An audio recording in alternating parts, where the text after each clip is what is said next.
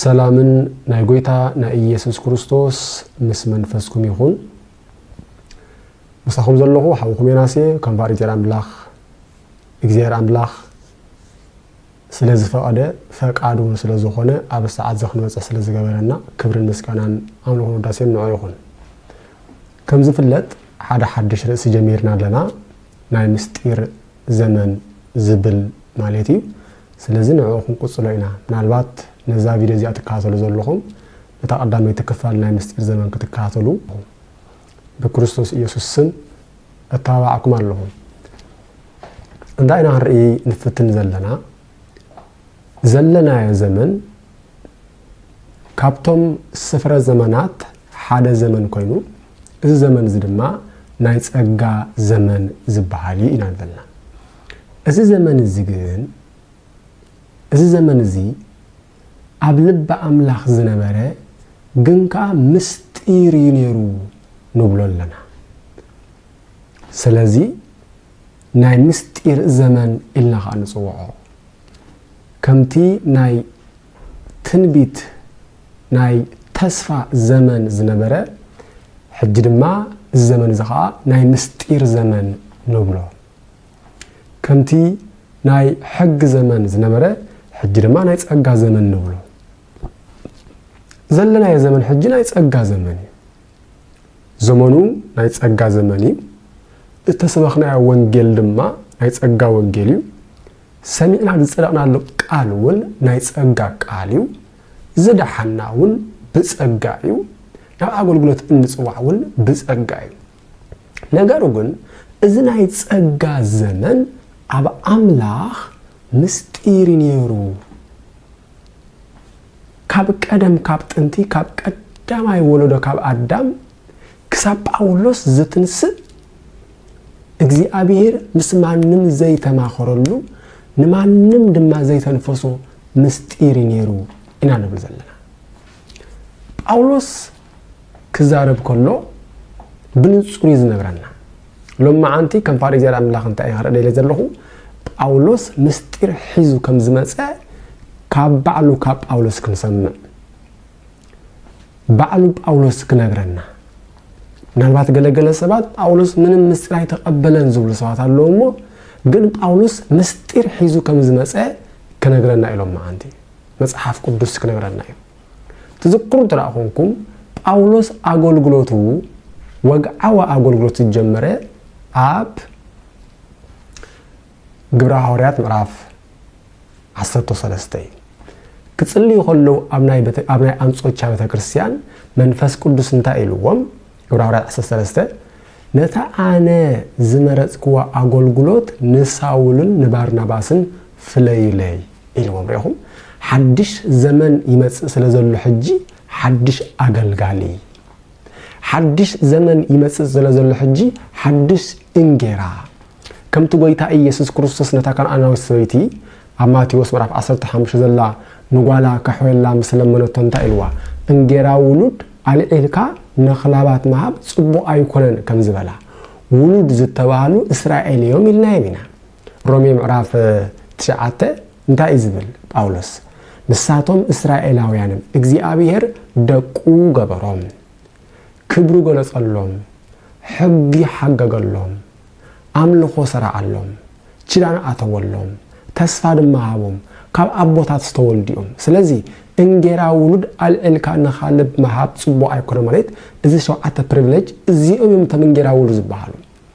አሕዛብ ድማ ካብዞም እንጌራ ወፃኦም ነይሮም ሕጂ ግን ናይ ሕጊ ዘመን ሓሊፉ ናይ ጸጋ ዘመን ስለዝመጸ ነዚ ናይ ጸጋ ዘመን ድማ እንጌራ ናይ ጸጋ ዘመን ከዓ ብጳውሎስ ገይሩ መጺና በጳውሎስ ገይሩ መጺና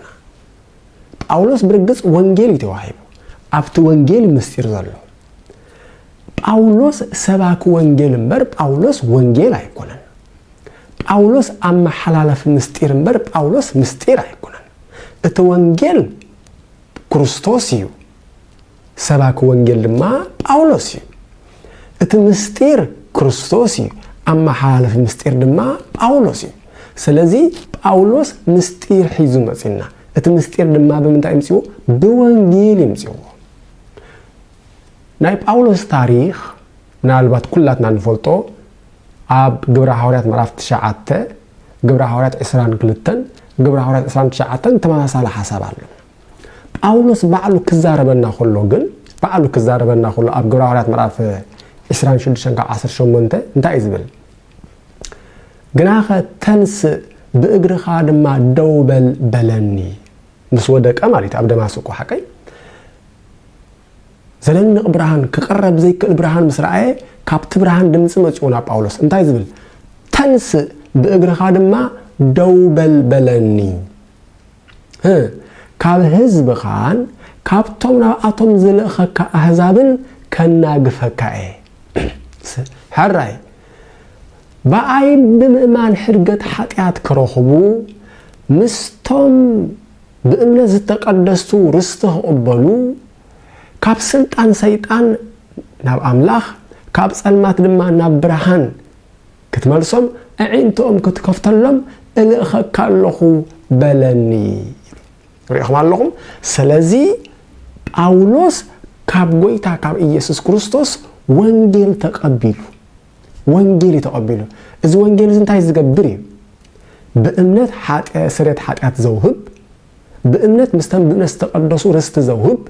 بإمنات كاب سلطان سيطان ناب أملاخ زمنص بإمنات دما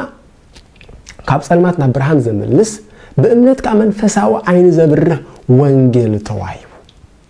إذا وانجيل زوكو هاب كله جن بوب أيقونن يلو هانانيا نبأولس انتايلو له جبر هوريات مراف إسرائيل كلتن كافر عصر تربعته انتايلو هانينا إنه فقادو كتفلتن نايس أنجا زمن فقاد مالتي نايس زمن فقاد مالتي فقادو كتفلتن نتصادق كتريون صادق استباله قويتا إيس كريستوس نتصادق كتريون قال ما كاب عفو كتسمعن كمن كاب كريستوس أملا خبطتنا أقدم حريكا نمن نبأولس حريو سلازي بأولس نايز زمن زي هواريا فقادو كتفلت نايز زمن زي فقاد نايز أقا زمن فقاد نايز لنا زمن فقاد نتصادق كترئي نقويتان إيس كريستوس كترئي نزيكو انترا تملكتكم أب قدما يقولنتوس مراف تشعاته أنا سي حرادي كونكوني هواريا دخو أيكون كوني نقويتان إيس كريستوس دخو أيرا أخواني إلو تزارز نوري سلازين إيس كريستوس رئيويو نتصادق متان كترئي كاب عفو دما قال كتسمع إذك قال زلما يهو ጳውሎስ ካብ ጎይታ ካብ ኢየሱስ ክርስቶስ ተማሂሩ ነጊሩና ኣሎ ኣብ ገላትያ ምዕራፍ 1:11 ኣሕዋተይ እታ ኣነሰብከልኩም ዘለኹ ወንጌል ካብ ሰብ ከም ዘይኮነ እነግረኩም ኣለኹ ካብ ክርስቶስ ዝተቀበልኩ እምበር ካብ ሰብ ኣይተማሃርኩን ካብ ሰብ ኣይተቀበልኩን ብሰቡን ኣይተማሃርኩን ካብ መንዳ ካብ ክርስቶስ ስለዚ ፈቃዱ ክትፈልጥን ነትጻድቅ ክትርእን كاب أفضل ما قال كتسمعن أملاخ بطاتنا قدم حريكا سلازي إجزي أبيهير أملاخ نزي زمن نزي زدالو إنجيرا نزي زمن زدالو تسقع بمني زيقال سأزولو بጳውሎስ زتبهاو وانجيل كنت إزبال ناي تسقع وانجيل إزبال قبرا هوريات مراف إسرا كافري إسرا وعد انت أتملكتنا نتقويتان إيس كورس الزهابن إيو كساع زودن أقول قلتك كساع زفتسمن نهوتي أين حسيلان كم كبرت غيرها أيرياني أقول قلتي دما وانجيل تسقى أملاخ مسباقيو وانجيل انتاي وانجيل تسقى أملاخ مسباقيو سلازريهم ناي تسقى وانجيل تسقى أملاخ زباها الحزو ጳውሎስ مزيو زي وانجيل دما أوشتو بزوح مستير زلوي ጳውሎስ دما اتستقبلو كيترفن كيوسخن كيشرفن كيقنسن كيورن كيوسخن نغيرنا نزي غبره هورات مراف اسرافل اسران انت اتملكتكم البو ذهباكم وزي نغركم كله مكرو لاغزيابير كابتنا اغزيابير فقاد من ما يحباكلكم من ما يترفكلكم كل دعا نغركم قيلنا ጳውሎስ ድማ እቲ ካብ ጎይታ ካብ ኢየሱስ ክርስቶስ ተቀበለው ወንጌል በሙሉ ከይሐበን ከየተረፈን ነጊሩና ነዚ እንት አዝክሩኹምኩም ኣብ ጢሞቴዎስ ካልኣይ ጢሞቴዎስ ምዕራፍ 4 እንሆ ደግም ዝስዋኣሉ ጊዜ ቀሪቢኡ መዓልቲ ሞተዩን በጽሒኡ ሰናይ ገል ተጋዲለ ጉያይ ከወዲኤ እምነተይ ድማ ሓልየ ዝበለና ሪኢኹም ሰናይ ገድሊ ተጋዲለ ጉያይ ወዲኤ እምነተይ ከዓ ሓልየ ኩሉ ስለዚ ነገርና ጉያይ ወዲኤ ዝበለና ዘሎ ምንም ከየትረፈ ምንም ከየሽረፈ ምንም ከየጉለለ ነጊሩና እቲ ካብ ጎይታ ካብ ኢየሱስ ክርስቶስ ተቀበሎ እምበር ናይ ምስጢር ዘመን ክንብል ከለና እንታይ እንበልና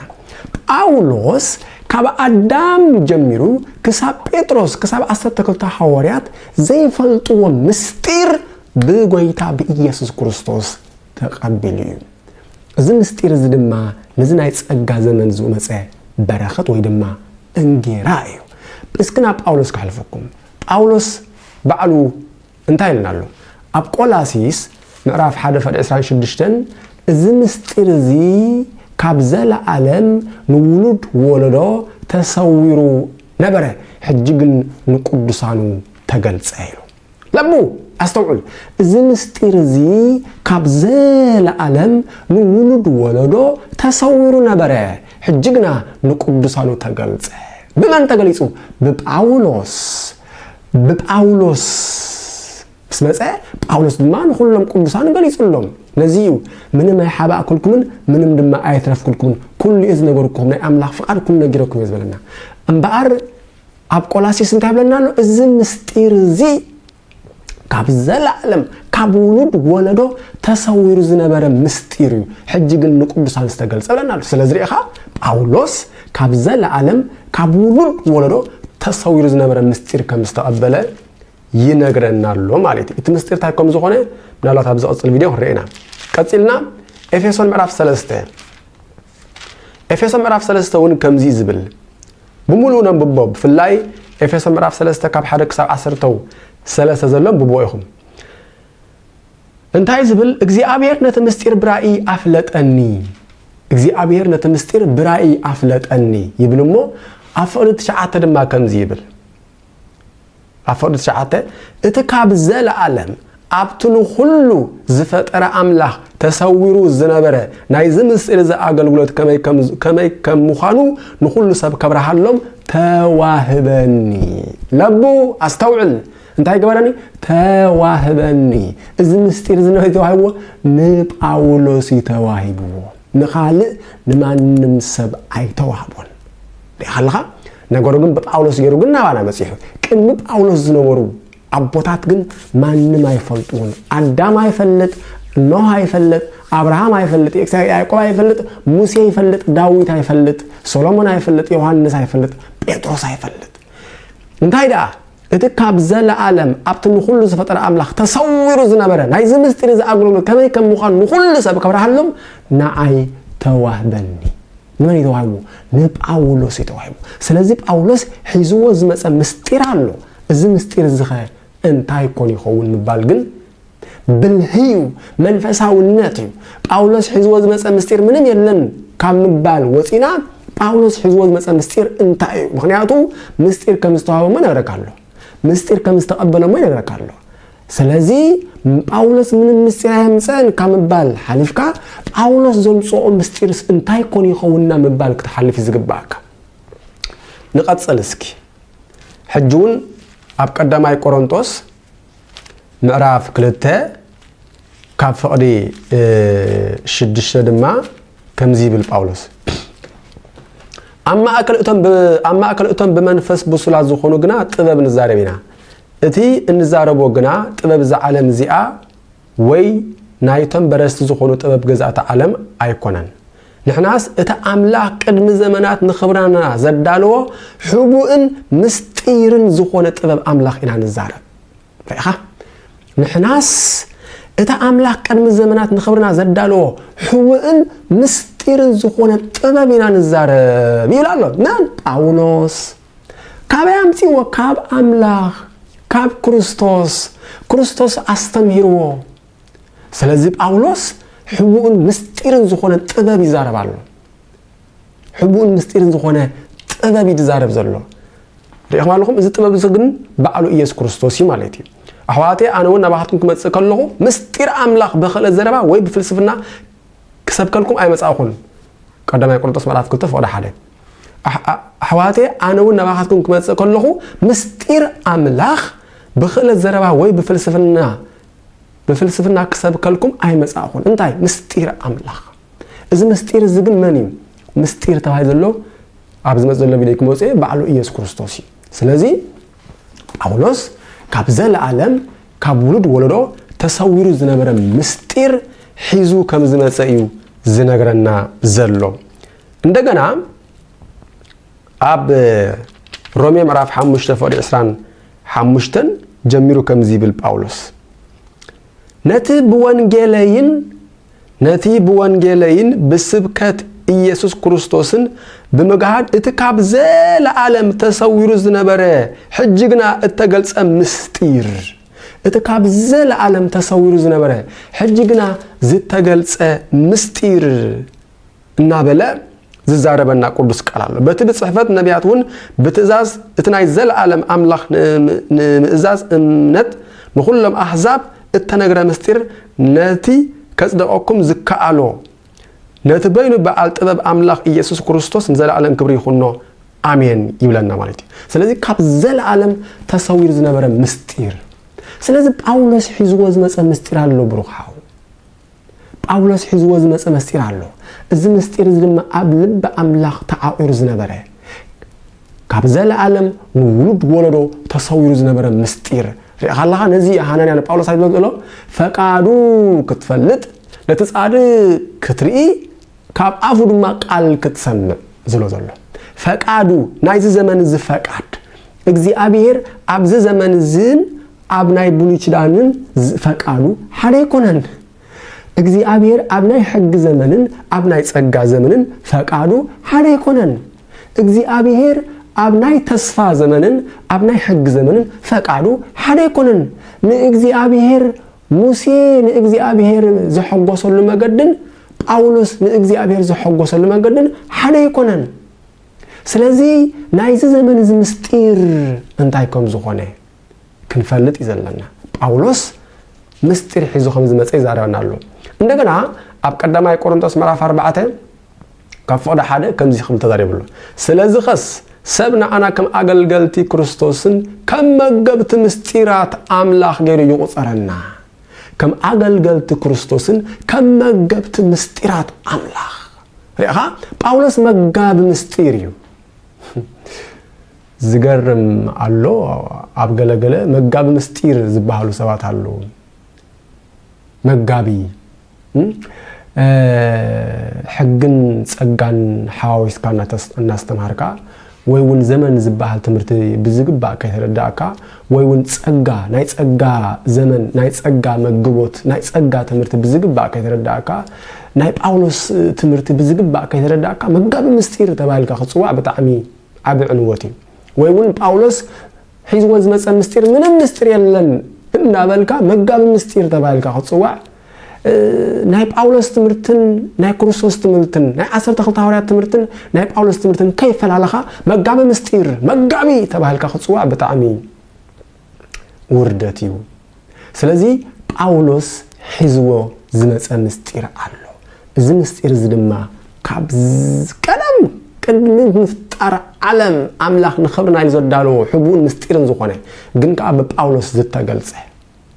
እዩ ስለዚህ እዚ ዘመን እዚ ናይ ምስጢር ዘመን ይኹን ከልና ግን ሕጁን ምስጢር ኣሎ ይኮነን ደልና ታዳ እቲ ቅድሚ ዘመናት ኣብ ልብ ኣምላኽ ተሰውሩን ተዓቂሩ ዝነበረ ምስጢር ሕጂ ግን በጳውሎስ ተገሊጽዩ ስለዚህ ናይ ጳውሎስ መጽሐፍት በመንባብ ናይ ዘመን እዚ ምስጢር ንፍለጥ ናይ ዘመን እዚ ምስጢር እንዳፍለጥና ድማ በእግዚአብሔር አምላኽ ንመሰጥ ንተሐጎስ በጎይታ ተሐጎሱ ኩሉ ሰዓት ተሐጎሱ ዝብል ቃል ምስጢሩ በደም ምዝርዳካ ከተሐጎስ ትኽእል ጸጋን ሰላምና የጎይታና ኢየሱስ ክርስቶስ በድጋሜ ምስ መንፈስኩም ይሁን ሰላም